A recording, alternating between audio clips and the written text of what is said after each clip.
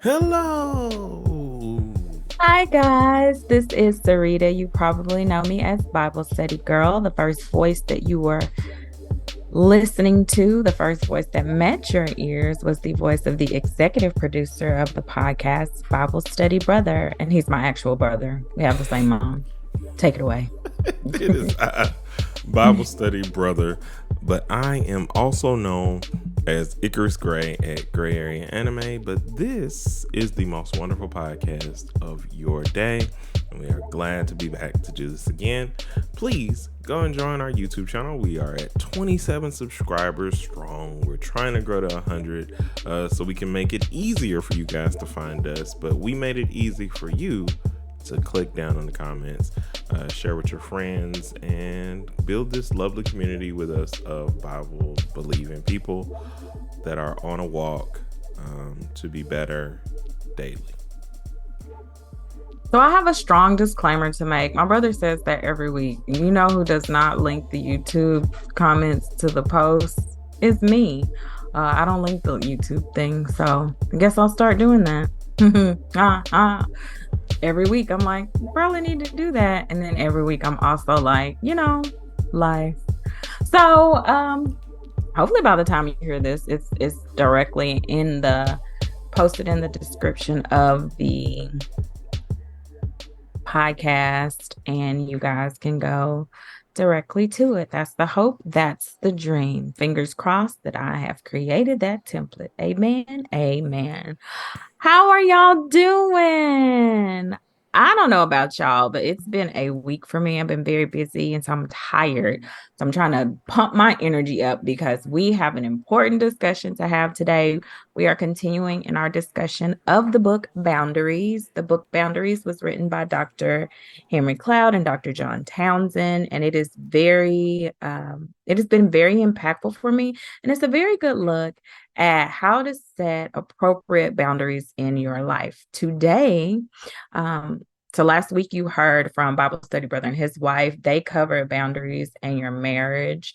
Since I am not married, I thought it would be a great opportunity for you guys to hear from their point of view how boundaries or a lack of boundaries have affected their marriage. So they took it away for us last week, and I'm very grateful for that. This week, we are diving into chapter 10, Boundaries and Your Children.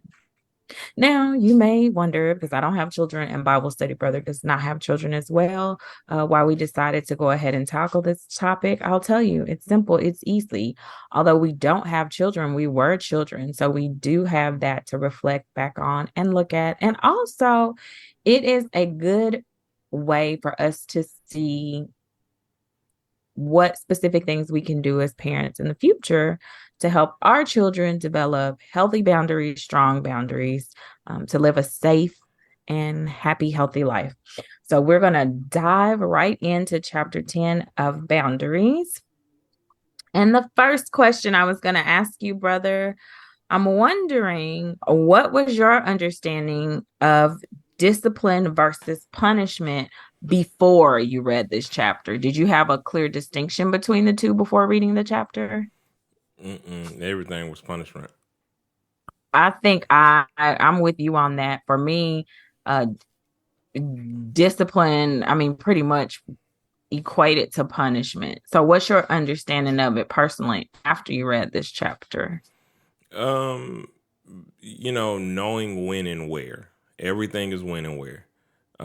We don't often tell people when to stop certain things, whether it's whoopings, because you start at a certain age, and then like once you cross a certain age, well, instead of whoopings, now it's time for me to fight you. It's just like upping the ante of whatever it is, and like finding the balance of knowing when your no's need to be no, and teaching all of these different things is so it's more of a it's one more balance that's just like, oh God, I need you all the way. I need him all the way too. I think I love the way the book breaks down and explains the difference in discipline and punishment.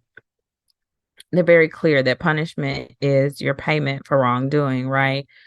Um, but that also kind of got me thinking about reaping what you sow, but that's more of a natural consequence, is not a punishment. Because I thought about that as well.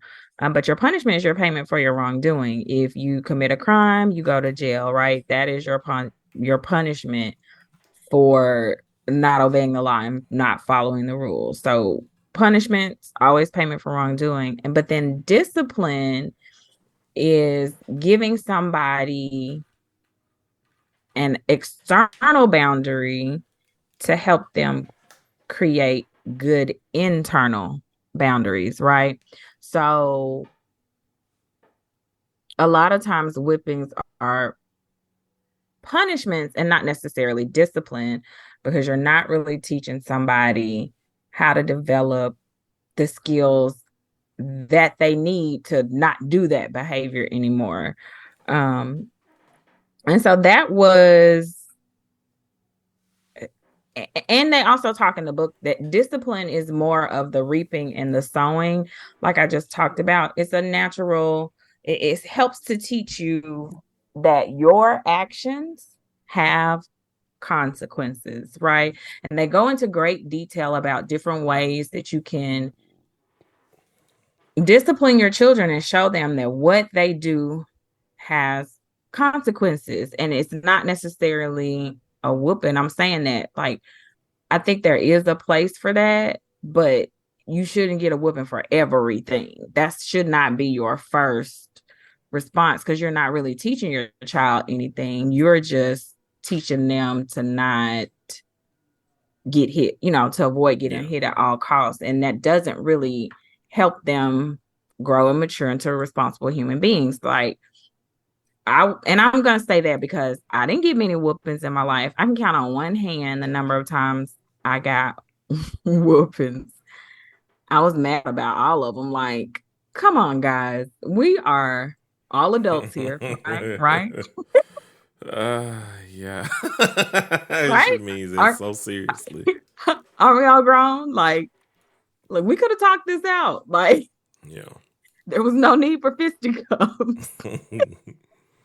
And I think honestly, a lot of times, because the chapter really starts off with a woman who is so frustrated with her child, like she reaches her breaking point and she's like, "Oh no, you getting this today because I'm done.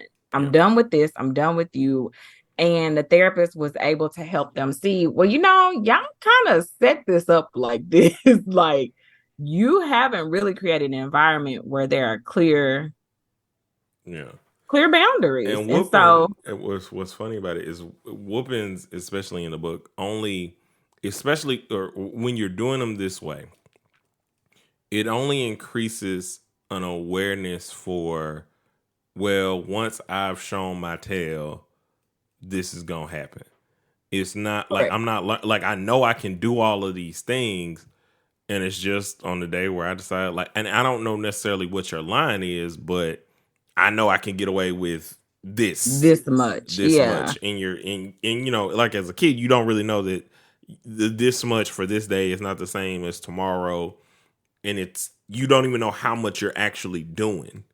You're just like, at some point it might happen, and then when it happens, you're like, dang, I didn't think it was this point, so. Right. Because they essentially train their child to only obey when they flipped out. You know what I'm saying? Like, oh, but that shouldn't be the thing. And there were so many beautiful points that came out of the book.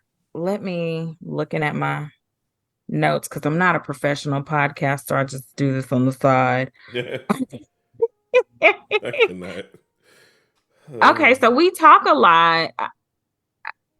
We talk a lot in the church about sparing the rod, spoiling the child. That is the influence quite often that we get in the church, but we don't really necessarily discuss the specifics of establishing boundaries in your household, other than because I said so, you know.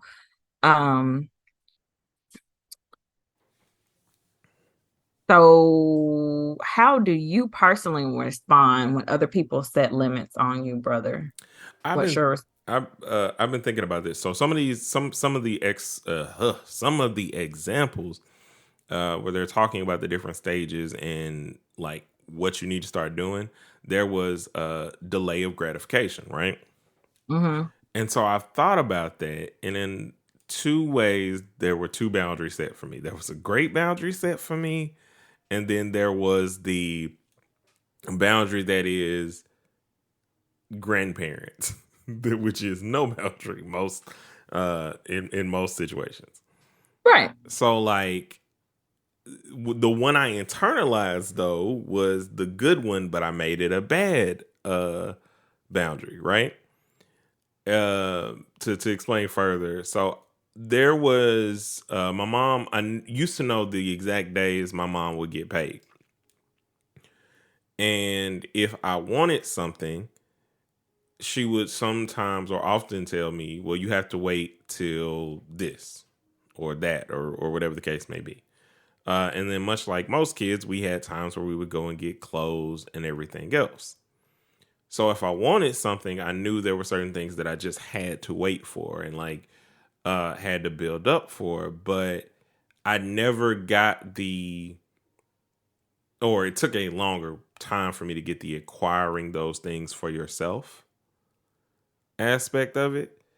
And so a lot of times I would just I put all kinds of stuff off. I never put food off, but I'll put clothes or, shoes or whatever off so long that it's like, I'm going to run these down into the ground and I might need it. But like there are other pressing needs and other things that I need to do. And so then instead of it being the good boundary that it is, because yeah, I'm delaying my gratification on a lot of different things because I'm trying to be more responsible, but I'm also not as they talked about like later, not taking into account my own needs at that point. Right. So yeah. I think when it comes to limits for me, I've talked about this before on the podcast. It's kind of like a double-edged sword for me, right? Because I like to know what's going to happen. I like to know the rules. I like to know the expectations and what's expected of me. But by the same token, when I bump up against somebody else's boundary and they tell me no, that can be difficult for me to accept and to accept graciously. Oh yeah, I got told So no all the time. Especially it by can be. y'all. It was great. Like I got told yes where it like benefited, I think, everybody, but ooh, I was the same. What's funny, or what I'm trying to say, God, y'all, I'm sorry, I'm stumbling over everything because there's so many random thoughts and I'm trying to make it cohesive. But coming up against someone else's boundaries, like I think about us all the time. Like you would think we've never had a boundary in life in between us, and for a very long time we really didn't. But then it's hard to see the lines, I guess is more so thing because I would respect other people's boundaries, but I also thought that like the timing would be weird too in terms of like, well, I'm respecting your boundaries. I'm doing these things that you asked me to do. It should be like this. I So showed you you do this. have a hard time with the no. Yeah, I guess I'm thinking about it differently, like because I'm trying to like I'm working it out in my head as to like when I was coming up against it, because I would do the things that were asked of me, but then And I so would you felt expect, like yeah, that meant whatever I ask of you, you need to give it to me. no, but there should be like I'm thinking it's some sort of equivalent exchange. I didn't think about Right. the So that's what I'm saying. Like if I ask you for um something, hand it over. no, like yes and no, just more so in the sense of like we should be like what the like they were saying earlier, you be able to come to the negotiation table. Right. Like I'm thinking now we can negotiate, or I've done this, not knowing, oh, you need more time, or oh, like this is a much longer process because there are other things that are going on that you got to be accountable for and take into account that it's not my job, that I can't fix this just by respecting your boundary. Right. I think one thing that rang true for me as I read this chapter. They do break down what age appropriate discipline looks like because it's Mm-hmm. different for your child in every age, and they go from birth up to teen years, as these are reasonable expectations for you to have of your children. This is what a 2-year-old, should be able to do. And it really made me think about the fact that, you know, a lot of times people don't enforce things or put boundaries into motion because they just have no clue what's age appropriate and what should be expected of their child. You know, primarily my career has been working with birth to 5, right? And so I remember I had a 1-year-old for therapy, and we would do therapy sessions without parents, and then at the end, for the last 5 minutes of the session, I would go out, just give a report of this is what we did in therapy today. These are the things you can do at home to carry over the skills we're working on.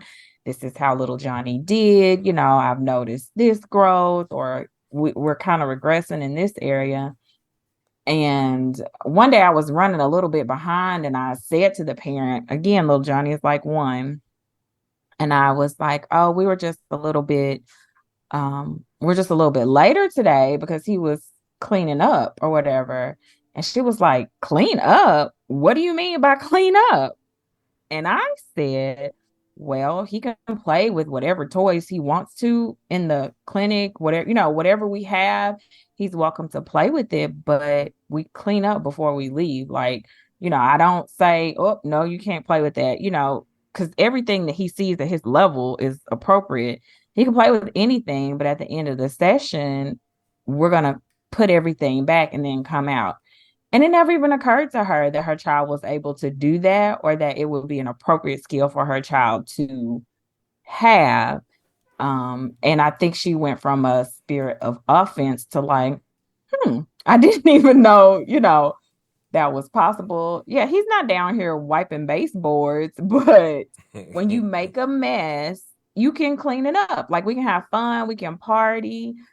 But I think it's also a great way for him to take personal responsibility for what he's doing. It's that natural, your actions have consequences.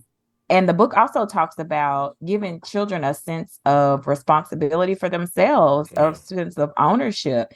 If every time something happens, and we've talked about this in previous chapters, you absorb the consequences for that child, you're teaching them that their actions have no consequences. And they also mentioned in the book, it's much easier to implement these things when they're younger than to have to try to fight a teenager or your adult child because they never learned what's appropriate and what should be done. The funniest thing that he wasn't trying to be funny with that, but it was basically, hey, this is not impossible, but at this point, probably therapy. Right. At this, And no, I he was did. like, when he was like, and I was like, yeah, man, like, Right. If you have a teenager that you have failed to give proper boundaries to, or failed to help instill, it's kind of hard, to change the game this late in the stream. And they really talk about the fact that your child should be making choices and given the power to make choices at an earlier age, safe choices, right? Like, if your 3-year-old says, I'm going outside tonight to play in the dark, okay, you don't have the power to make that choice. But as your child is growing up, as a parent, it's your responsibility to give them the option to make choices and then have to suffer the consequences for whatever they choose. Safe choices. One example they gave was, it wasn't a teenager, but it was a college student. And her parents gave her a certain amount of money to last through the semester to cover, like food and food, whatever. Like, they gave her enough money to be able to take care of everything. And then they added a little bit extra, just for fun. And they talk about the fact that, okay, first, the first semester they gave her the money, like she first couple months, she like burned through. And then she had to spend the rest of the semester like On just food and stuff, and it right, was just bare bones food. just squeaking along. But the parents didn't step in and give her more money. No, this is what you have. And that was like a safe boundary and a safe decision making situation. You need to learn the consequences of your actions. So by the time she was got out of college, she was able to budget accordingly and function as a fully functioning adult. So you don't have to, if you don't have money to give your kid whatever, that's fine. I will tell you, mama did that for me. I moved off campus my junior and senior year of college. She gave me, we sat down, we made a budget. This is how much rent is, this is how much gas is, this is how much food should be. So you're going to get this amount of money every month. If you blow it, you blow it, but this is enough for you to take care of all of that stuff. So she was gracious and she gave me space to learn how to function, to pay lights, gas, water, and get on down through college. So it was a great transition for me personally to help me with budgeting and to get my little feet on the right path. Yeah, And then I got my boy, go ahead. What was you saying? Finish what you're saying. what? I was just saying at that point, like in terms of the differences, in terms of like what you think was just the Wild Wild West for me, I felt way more burdened by consequences. Like I felt like they were gonna like literally kill me and end my entire everything. Like because that's how, and I know like a lot of, because I think it was really hard for mom to deal with my disease and the information that we had about it. So all of my consequences, every consequence in my mind, because we didn't like really know how to talk through all this stuff, felt way more dire. Cause I'm like, I want to do the same things and would have taken those responsibilities. But like a lot of those responsibilities are because I'm not doing the exact same things that you're doing. It's then perceived that I can't do any of those things because you only have, this is what you want me to, this is the bar you want me to hit. And that was hard. That was very, very hard. So can you give me an example and kind of clarify what you Prime mean? example is my car. So I wanted a car because I needed a car. I had been driving mom's car for 3 or 4. Well, let's see. She got the car in 2007, so I've been driving the car. I drove her car for like 3 years. Because the year before that, when I got my first car, which was your old car, I ran it into the ground because I didn't know a lot about cars. And I didn't know that if you didn't do this, like if you're asking me to do something and I don't know the total ramifications of whatever it is that I'm doing, I'm just going to do.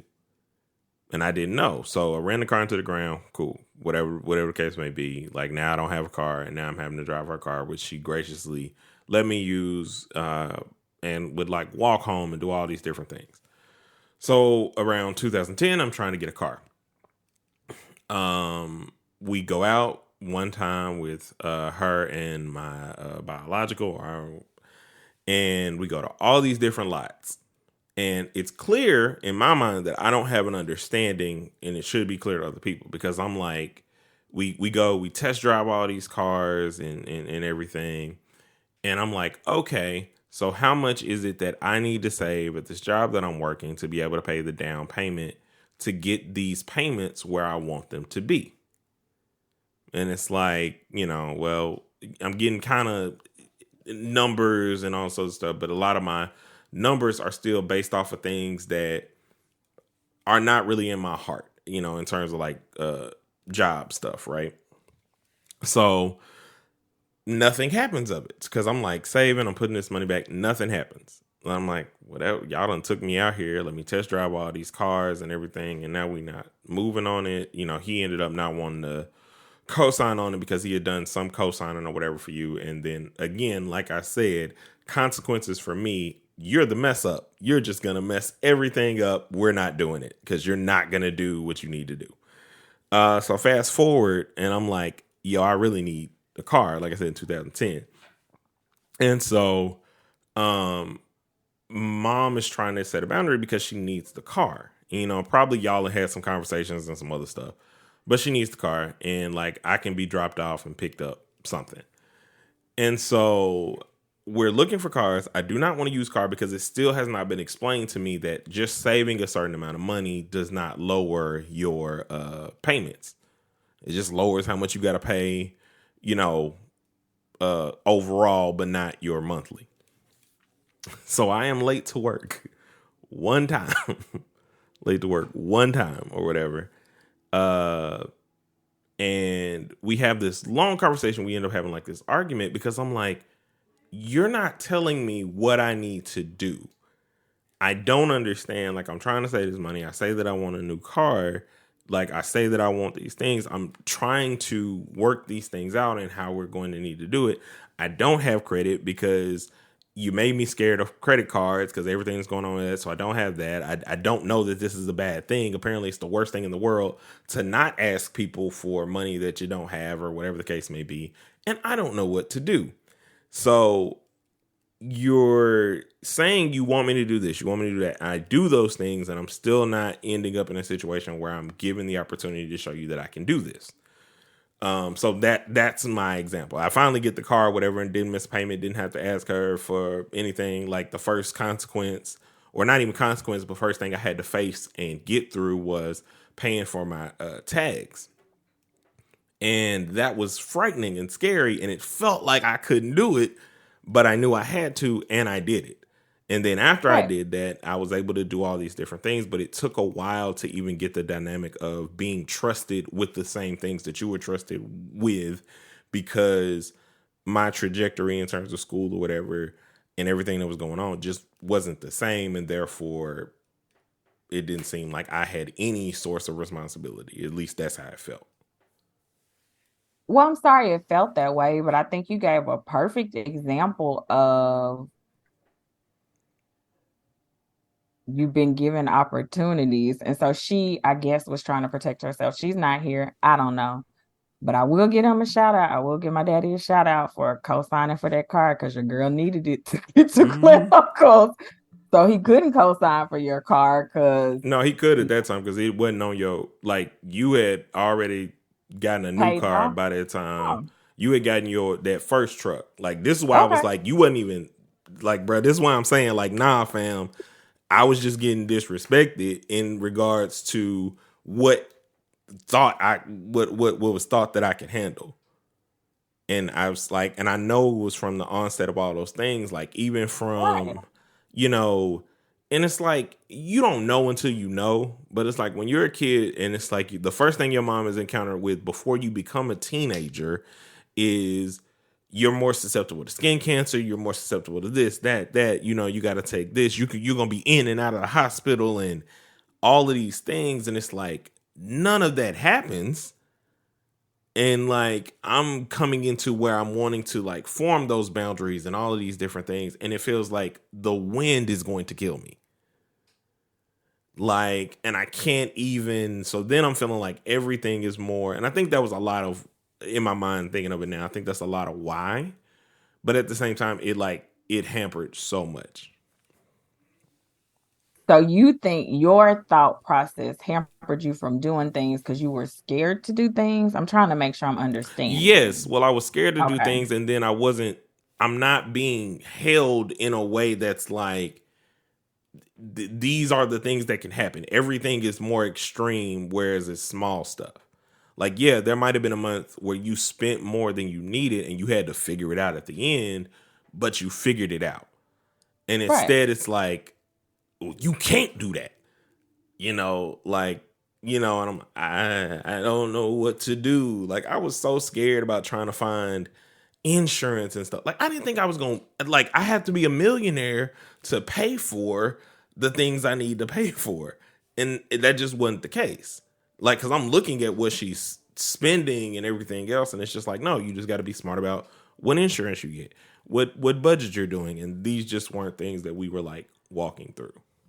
So is that a fear that you had? Do you feel like that's a fear that was imposed on you or a fear that you just naturally had? Or do you think it's a combination of both, like the Combination of environment? both. Like it was imposed because you did at that time, much like when you're talking about the responsibility, everything. Like it was me that had to take the medicine, and so I have to learn those different things, but also there wasn't really a way.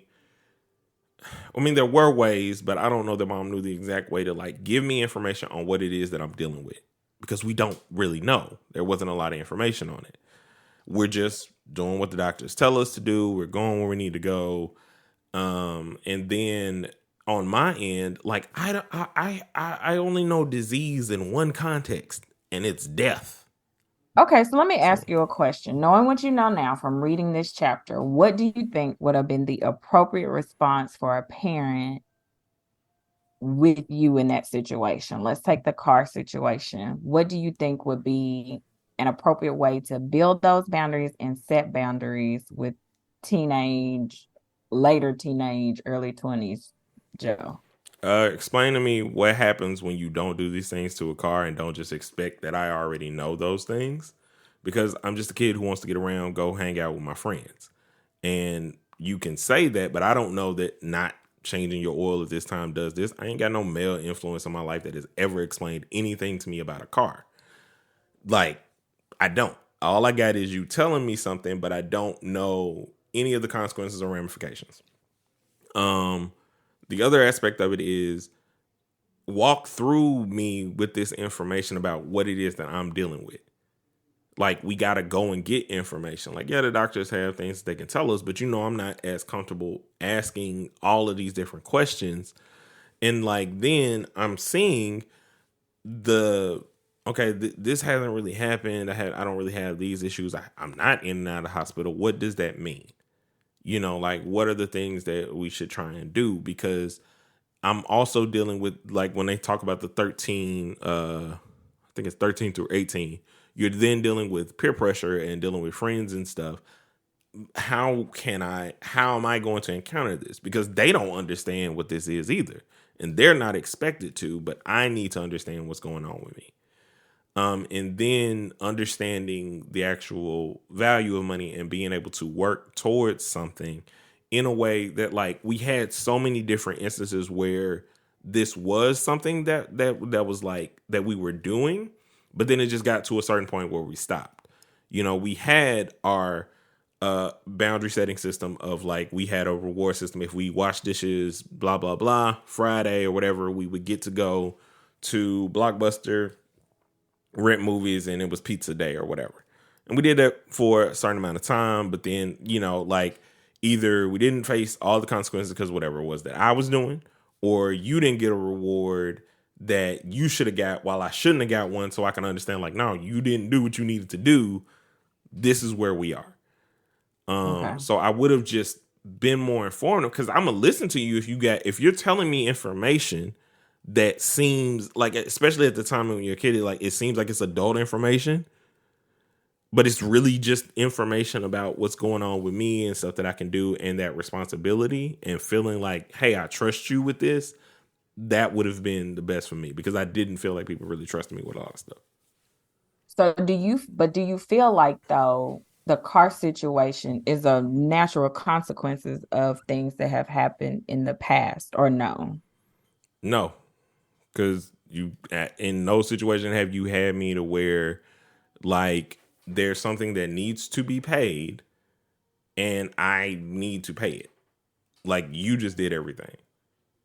So I haven't felt the weight of a consequence or anything. I also haven't had the ability prior to that to really walk with you on something.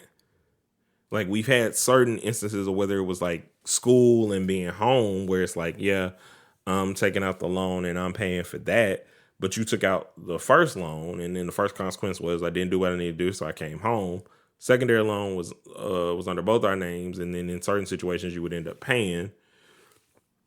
Well, no, she didn't pay. She paid for the one to get me out of the red that time. But like, and so I'm like learning these things, but I'm also not giving that confidence that, hey, you've been doing this. Hey, you're working. Hey, you're working consistently and doing these things. Like there was just no confidence built. It's just like, well, you already messed up. You messed up in school. You messed up in this. These things don't really matter because it don't seem like you're going to finish school. Okay. That's an interesting take. I don't, just curious and wondering how you process it and what you feel. I wonder, I think it probably is great that Mother is not on this podcast. And yeah, I think it's great that she's not on the podcast today as we talk about boundaries and discipline and natural consequences with your children. Yes. I also don't like that. That's another one of those things that drives me crazy. Not so much that I'm just saying, like, a lot of the times I think it feels like there's this perception of like ignorance or stuff that I don't see. And I'm like, no, I will say on the front end, because I don't want this to get misconstrued or off course. I appreciate each and every one of the things that were done for me. I just think the structural teaching of how I'm supposed to respond, or what are the things that I need to do, because those things were so different from what it was that you were doing. Like, I'm out here working. Like, yeah, I'm not saying that school can be the has to be the moniker or whatever, but I'm out here working and I can find jobs. I can do different things. I can work and be able to provide for myself and care for myself, even if I'm not necessarily going to school right now. And it just Right. felt more like that was not an okay thing. So And you felt like you weren't, let me make sure I'm understanding you correctly. You felt like you weren't being respected because you weren't in college? because I wasn't doing the things that would make whoever feel as most, whether it's you or her, the most comfortable about being able to take care of myself is Okay. is what it felt like.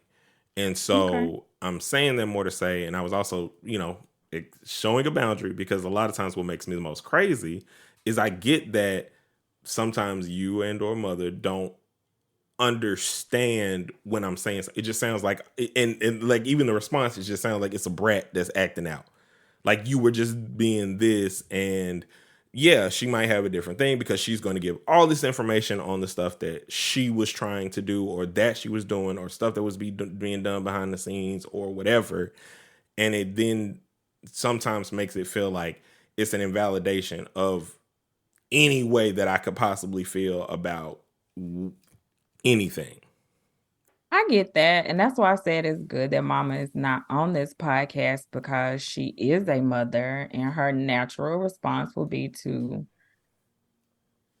defend her actions. And I don't necessarily want this to be you know what I'm saying? I don't want to go down a rabbit hole, but I really am curious to see like what your thoughts are on discipline and natural consequences. And that's why I asked you, like, what would have been the appropriate response as a parent? You know the best example of realizing mess around and find out, What? when grandma let you start hitting me. Yeah, that was a definitely very good natural consequence. Because, like I said, I am a rule follower. And the rule was I could not hit you, and you would hit me all the time. And grandma was like, hey, yo, that's crazy. And Like, I realized knock him immediately, out. oh no, this person is bigger than you and she is stronger than you. And like eventually it got to the point where it's like I understood and kind of grew from that. But that, like, it's just, I'm the environment for boundaries can often be offset by a lot of different things. And it's a really hard balance that you have to be diligent about. And that's a lot of what this chapter taught me. And that's more so what I'm trying to bring up. Because again, I'm not trying to like tear down my whole childhood and say like it was just this terrible thing. Because like I said, there were a lot of good boundary things that were like around. It's just we didn't stick with them. And I can understand certain ways why not. But But then in a lot of different places, there were just these absences and gaps that didn't instill the confidence that I necessarily wanted and or needed. Okay. So yeah. I think chapter 10 is a great chapter to Oh, look at. it's Like really I good. said earlier, it's much easier to do it when you have a young child versus trying to get a teenager to fall in line. Yeah. So pick it up, read it for yourselves, think about how discipline can be instrumental in providing a great, I want to say a great learning and growing experience for your children, because the goal of parenting is that your children will be able to be self-sufficient, and you have to provide an environment where they can learn and understand what's needed for them to take care of themselves. Just like we talked about earlier in the book, the knapsack and the boulder analogy, your child has to be able to carry their daily load. They have to be responsible for themselves and all that God has provided them, and to help them be a good steward. Yeah. This is definitely easier to digest than chapter 4. Because it walks you through in the loving way of setting those boundaries. And like I said, as a person that's endeavoring to have kids within the near future and all of that, this wasn't as terrifying, and it was more illuminating to the totality of, hey, these were things that kind of happened with you. These are things that you should kind of be aware of and try and do, so that way you're not met with the righteous retribution that others wish upon you. All right. I don't know about you, but I'm finished and I'm done. You finish, you done. But we appreciate you guys for listening to us with this boundaries book. As you can see, it's gonna take you up and down, but it's to build you up. None of these instances and anything are ever hopeless. It just takes a lot of work, a lot of patience, and a lot of time to put together. So we hope that we're inspiring you guys to want to go and read this book, to join the book club with us and continue on. If you want to hit us up in the socials, are those down in the description, or do I be lying to the people every week? You're lying every week. Oh, I had no idea. Well, I know what I'm making for you now. Well, actually, I've already made it for you. I'm just going to share it with you. Copy and paste is a very easy thing. So from this podcast or podcast before it, all the things that I say will be down in the description for you guys to connect and get together with us. Make sure that you hit up our Facebook, facebook.com/biblestudygirl. You can also message us there and on Instagram at _BibleStudyGirl. Oh my goodness, my brain was freezing. But anyway, do all that stuff. Remember, it's not the I that preach, not the you, but we preach. And until we meet again, guys, keep preaching.